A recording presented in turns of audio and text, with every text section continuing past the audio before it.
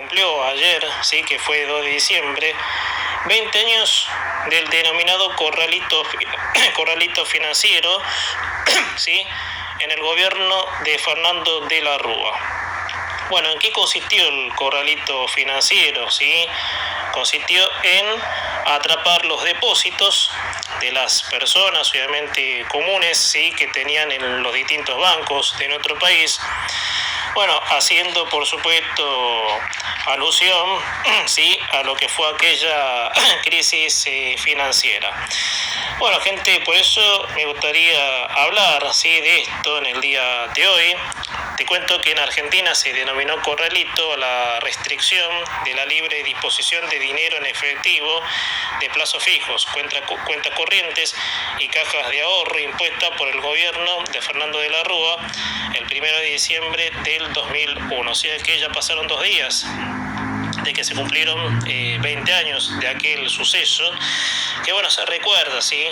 Ya que estamos, también se recuerda lo que, bueno, se preveía en ese diciembre del 2001, ya con un cansancio, ¿sí?, de la gente, de cómo iban las cosas en Argentina. Bueno, el mismo se prolongó por más de un año hasta que se anunció oficialmente el 2 de diciembre de 2002 la liberación de los depósitos, un año justo, ¿sí?, de los depósitos retenidos.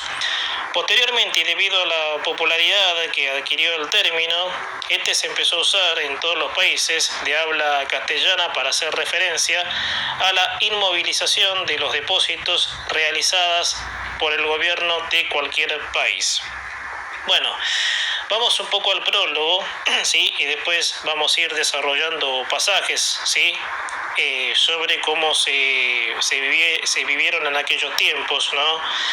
Digamos, esa amargura, ¿sí?, para describirlo así, de un error galopante, ¿sí?, que ha sido, por supuesto, restringir los depósitos de la gente. El objetivo que se perseguía con estas restricciones era evitar la salida de dinero del sistema bancario, intentando evitar así una ola de pánico bancario y el colapso del sistema, según Domingo Cavallo, ¿sí?, a cargo en ese entonces del Ministerio de Economía.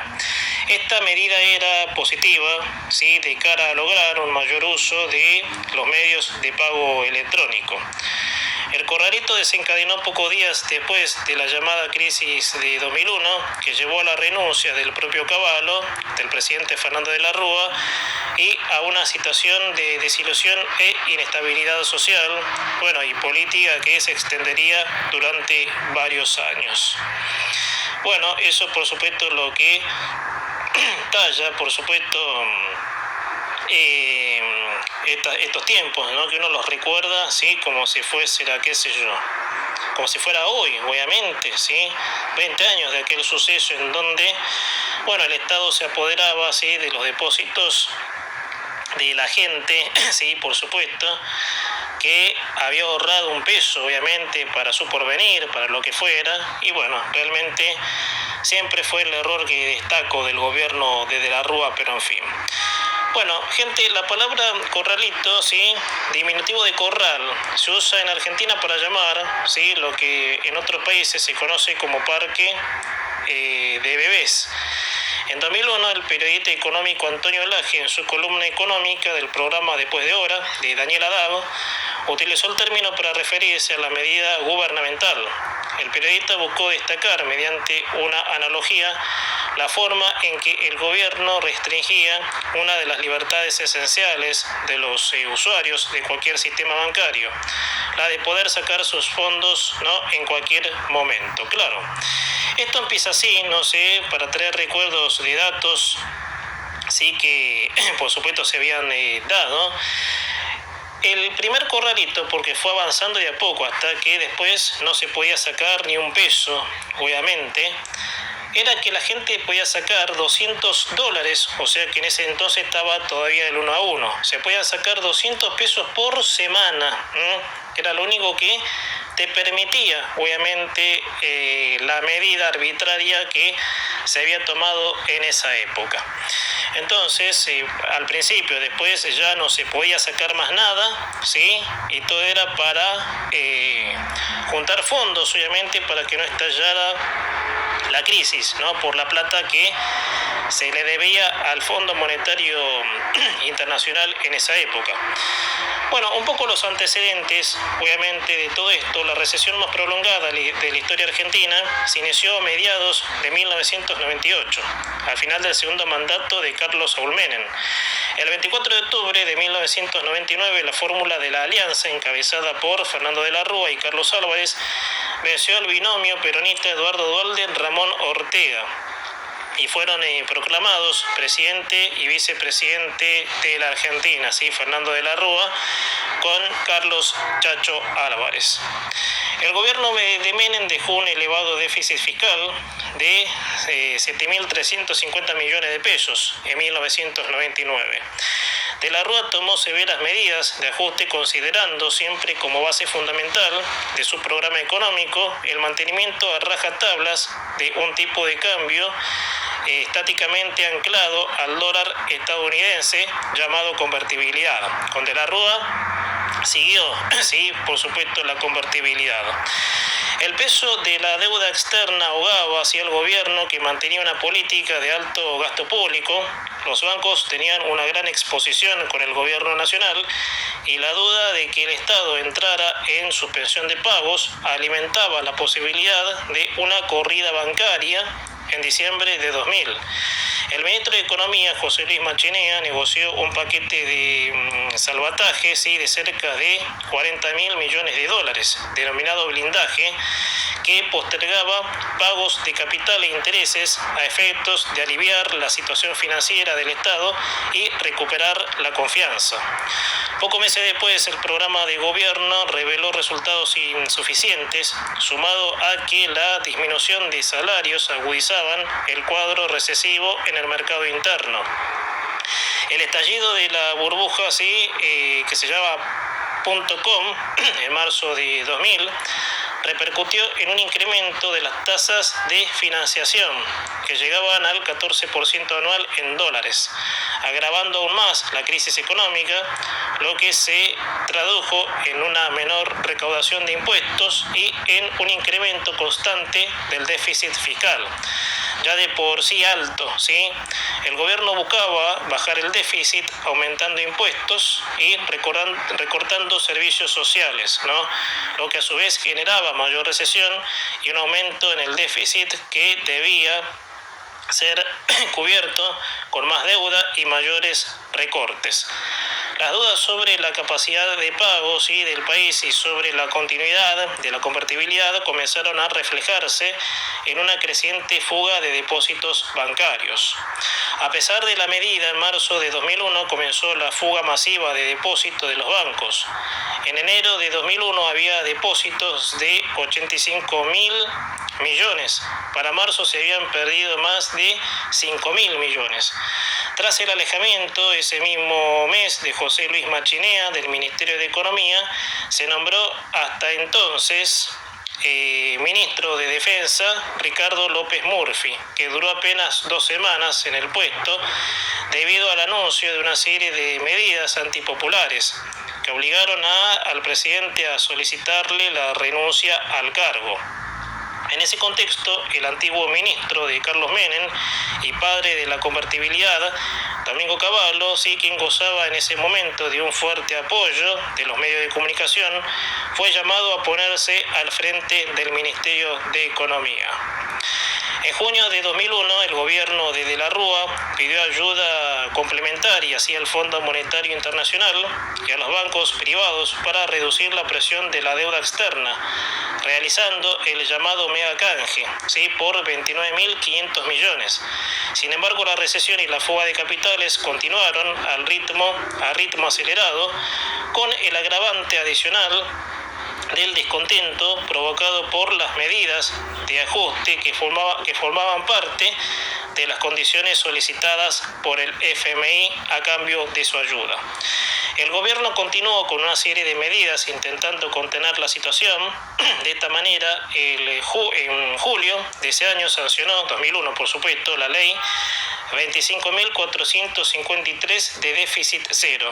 En agosto, sí, la ley 25.466 de intangibilidad de los depósitos, cuyos dos primeros artículos establecían. Artículo 1. Todos los depósitos, ya sean en pesos o en moneda extranjera a plazo fijo y a la vista, captado por las entidades financieras autorizadas para funcionar por el Banco Central de la República Argentina, de conformidad con las previsiones de la Ley 21.526 y sus modificatorias, quedan comprendidos en el régimen de la presente ley. Dichos depósitos son considerados intangibles. El artículo 2 decía: la intangibilidad establecida en el artículo 1 consiste en el Estado Nacional en ningún caso podrá alterar las condiciones pactadas entre los depositantes y la entidad financiera. Esto significa la prohibición de canjearlos por títulos de la deuda pública nacional u otros activos del Estado Nacional, ni prorrogar el pago de los mismos, ni alterar las tasas pactadas, ni la moneda de origen, ni reestructurar los vencimientos, los que operaban en las fechas establecidas entre las partes. Pero la profundidad de la crisis hizo que todos los indicadores cayeran bruscamente en el segundo semestre. En octubre el desempleo fue récord, 4,8%, millones de desocupados, representando a un 18,3% de la población activa. Considerando a los subocupados, la cifra llegaba al 34,6% de la población activa. La deuda pública llegaba a 132.000 millones de dólares. Los datos de noviembre, previos al estallido de la crisis, eran devastadores, con caídas del 11,6% en industria, 18,1% en la construcción, 27,5% en la industria automotriz. El riesgo país fue el más alto de la historia, 5.000 puntos básicos. La fuga de depósitos, de 5.543 millones de pesos, dólares, porque en ese entonces era el 1 a 1. Un peso valía $1, era lo mismo, ¿sí? Por eso no había inflación. La mayor salida mensual de depósitos, ¿sí?, de toda la historia argentina. Bueno, es bastante interesante esta historia que nos va llevando, ¿sí? Y estos son el pasaje, ¿sí?, de los antecedentes. Vamos a los hechos. Ante el incremento del retiro de fondos de los bancos en noviembre, los depósitos habían caído a 67.000 millones. El gobierno publicó entonces, con fecha, ahí está, sí, lo que se cumple en 20 años, el 1 de diciembre de 2001, el decreto 1570/2001, que establecía prohibiciones para las entidades financieras y para el público. Bueno, prohibiciones para entidades. 1. No podrán retirar operaciones activas. Te agrego un dato, esto fue un domingo, ¿sí?, a la noche, cuando Domingo Cavallo, ¿sí?, primero habló de la Rúa, me acuerdo, fue un domingo en la noche en cadena nacional, y después salió Cavallo, ¿sí?, que, de la Rúa, haciendo alusión de la crisis política que había y, del descontento y del ambiente que había en ese entonces. Entonces después sale Cavallo a anunciar las medidas. Bueno, este dato te quería agregar. Prohibiciones para las entidades. No podrán realizar operaciones activas denominadas en pesos, ni invertir en el mercado de futuros u opciones de monedas extranjeras, ni arbitrar directa o indirectamente con activos a plazos en pesos. Las operaciones vigentes podrán convertirse a dólares estadounidenses a la relación prevista en la Ley de Convertibilidad número 23.928 con el consentimiento del deudor. No podrán ofrecer tasas de interés superiores por los depósitos denominados en pesos. respecto a las que ofrezcan por los dispositivos denominados en dólares estadounidenses. Las operaciones vigentes podrán convertirse a moneda extranjera a solicitud de sus titulares, a la relación prevista en la Ley de Convertibilidad 23.928. No podrán cobrar comisión alguna por la convención de los pesos que reciban para realizar cualquier tipo de transacción, depósito, pago, transferencia por dólares estadounidenses, a la relación prevista en la Ley de Convertibilidad 23.928. Ni en las operaciones de conversión de dólares estadounidenses por pesos, siempre que cualquiera de dichas operaciones se cursen a través de cuentas abiertas en entidades financieras. Prohibiciones para el público. Los retiros en efectivo, y acá está el dato que yo les decía, que superen los 250 pesos, obviamente, o 250 dólares estadounidenses por semana, por parte del titular o de los titulares que actúen en forma conjunta o indistinta del total de sus cuentas en cada entidad financiera. Las transferencias al exterior, con excepción de lo que corresponde a operaciones de comercio exterior, al pago de gastos o retiros que se realicen en el exterior a través de tarjetas de crédito o débito emitidas en el país, o a la cancelación de operaciones financieras o por otros conceptos. En este último caso, sujeto a que las autorice el Banco Central de la República Argentina. Objetivos perseguidos, ¿no? ¿En qué consistía toda esta locura que se armó, obviamente en respecto a la situación del corralito? Los objetivos eran evitar la extracción masiva de depósitos bancarios y la especulación sobre una posible salida de la convertibilidad, sin detener el movimiento económico interno que podía continuar teóricamente, al menos, a manos del uso de la tarjeta de débito para la adquisición de bienes y servicios, incluso con beneficios tales como la devolución de entre 3 y 5 puntos del IVA para dichas transacciones, buscando no solo reducir las extracciones bancarias, sino aumentar la recaudación de dicho impuesto. Con esto en mente, el gobierno de la Rúa y Cavallo realizó una jugada desesperada para detener la amenaza de un crack bancario, imponiendo una retención forzada de los depósitos y la pretendida bancarización de todas las transacciones. ¿Qué trajo como consecuencia con esto? Al restringir bruscamente la liquidez monetaria, estas medidas ahogaron todo el movimiento económico, paralizando el comercio y el crédito, rompiendo las cadenas de pago y asfixiando a la economía informal o no formal, de la cual depende la subsistencia cotidiana de una porción significativa de la población. Los comercios que aceptaban tarjetas de débito eran pocos y la elevada alícuota del IVA del 21% hacía más atractivo el comercio negro. Que esperar a fin de mes para recuperar un 13% o 5% del impuesto. La clase baja, mayormente no bancarizada, llevó la peor parte, pues la restricción para el retiro de efectivo limitó la demanda de servicio doméstico y los trabajos de baja calificación como albañilería, fontanería, jardinería, reparación de electrodomésticos. La tensión social se incrementó con la medida que resultó ser sumamente impopular para los ciudadanos, sobre todo los pertenecientes a la clase media. El 13 de diciembre, la CGT oficial, la CGT disidentes y la CTA declararon la séptima huelga general contra la política económica y social del gobierno de la Rúa. Simultáneamente con la huelga general comenzaron a producirse estallidos en las clases populares de algunas ciudades de las provincias, llevados adelante por los denominados piqueteros. Varios comercios del interior del país y Gran Buenos Aires sufrieron saqueos por parte de sectores de la población desocupada indigentes. Hubo robos de camiones en las rutas, robos comunes, cortes de calles en las ciudades, En el descontrol se sumaron delincuentes comunes, con lo cual no solo se robó comida, sino bebidas alcohólicas, electrodomésticos y otros bienes. Hubo enfrentamientos armados entre saqueadores y comerciantes. Bien a la barbarie esto, ¿eh?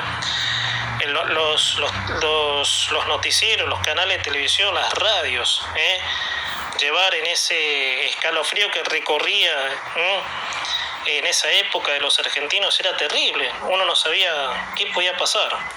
Por la noche salieron a las calles céntricas de la capital sectores de clase media. Fueron asesinadas 7 personas por las fuerzas de seguridad y los propios comerciantes, en los que se llamó la crisis de diciembre del 2001. La revuelta tuvo su punto más alto el 19 de diciembre del 2001.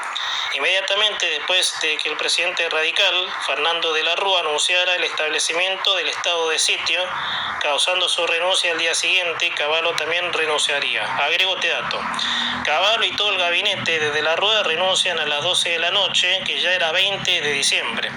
El clima de inestabilidad social y económica, así como el desconocimiento generalizado de legitimidad a los representantes políticos, se extendería en los años siguientes. Tras la caída de la Rúa, Adolfo Rodríguez Sá asume como presidente y declara el default de la deuda pública de la Argentina, la mayor suspensión de pagos de un Estado en la historia, pero como Rodríguez Sá tampoco quiso abandonar la convertibilidad y hacer recaer el costo sobre las personas de clase media y baja de la Argentina, fue obligado a dimitir rápidamente. El gobierno de Rodríguez Sá duró solo una semana y el 2 de enero de 2002 asumió como presidente Eduardo Duhalde. Entretanto, daba inicio una inusual corrida bancaria hacia el vecino Uruguay. Esta corrida de varios meses de duración terminaría siendo una de las causas de la crisis bancaria de 2002 en Uruguay. Estos son las consecuencias, obviamente, y los antecedentes que, por supuesto, en esa época, por supuesto, se daban, obviamente, sí, después de lo que ha pasado, por supuesto, ¿no? En ese tiempo, sí. Fue tan, digamos, tan brutal lo que se hizo, que bueno, gente, pese a que después el peronismo aprovechó la volada, pero bueno, gente, la verdad es que cuando te metes con las libertades, y acá voy a lo que digo siempre yo, cuando te metes con los principales valores de la gente, no hay partidismos. Radical, obviamente, de la Rúa se equivocó mucho, y muchas veces lo dije, más allá de que su intento de cambiar reformas, ¿sí?, era latente. Bueno, voy a cerrar con esto, porque hay una información, obviamente, que salió publicada ayer, ¿sí? Bueno, a 2 décadas del Corralito, ¿por qué estalló? ¿Por qué el estallido de 2001, ¿sí? ¿Pudo haber tenido otro desenlace? ¿Qué pregunta es así, sí? No, obviamente criticando al que redacta la noticia, sino que sí, pudo haber sido una barbarie peor esto. Bueno, las oportunidades se perdieron desde fines de los 90 para que el país no desembocara en aquella crisis. La hiperactividad de Cavallo, la pasividad extrema de la Rúa y la completa desconfianza del mercado luego de haber apostado a full al 1 a 1. Ningún individuo en los últimos 2000 años ha sido la solución milagrosa. Claudio Loser, el funcionario argentino, advirtió que más alto, ¿sí?, llegó el poder del Fondo Monetario Internacional con un impactante esmoquín mientras ingresaba a la velada de gala de la Asamblea del Banco Interamericano de Desarrollo BID del 2001. El mendocino estaba contrariado por la renuncia forzada de Ricardo López Murphy e hizo esta aclaración en voz alta para que nadie cayera en la tentación de comparar a Domingo Cavallo, al tercer ministro de Economía del gobierno de la Alianza, ¿sí?, con Jesús de Nazaret. Bueno, la crisis argentina estaba jugada desde 1998, cuando el país entró en recesión, pero sobre todo cuando un año después Brasil abandonó el tipo de cambio fijo y dejó al gobierno de Carlos Menem en off-seed, ¿sí? Los suyos de Tequila, Asia, Rusia ya habían hecho lo suyo para debilitar un sistema que requería el permanente ingreso de capitales para subsistir y permitir que el país creciera. Bueno, hasta aquí ha sido la historia, ¿sí? 20 años se cumplió el 1 de diciembre de aquel día, ¿sí? Que termina desencadenando después de un 2001 duro, ¿sí? Que hemos vivido. Y cierro con esta reflexión. ¿Ha aprendido la Argentina, me pregunto yo, de estos errores? ¿Sí? Porque, bueno, esto siempre fue muy empujado a pensar cómo culturalmente somos como país, cuáles son obviamente los métodos que nos llevan a tener gobiernos peronistas una y otra vez. Pero los intentos se hicieron con De la Rúa en sacarnos, ¿no? Porque desde que llegó la democracia en 1983 tuvimos 2 gobiernos radicales y el gobierno de Macri, 3 gobiernos no peronistas. Entonces, la sombra del peronismo siempre influyó para que la Argentina le vaya como le vaya.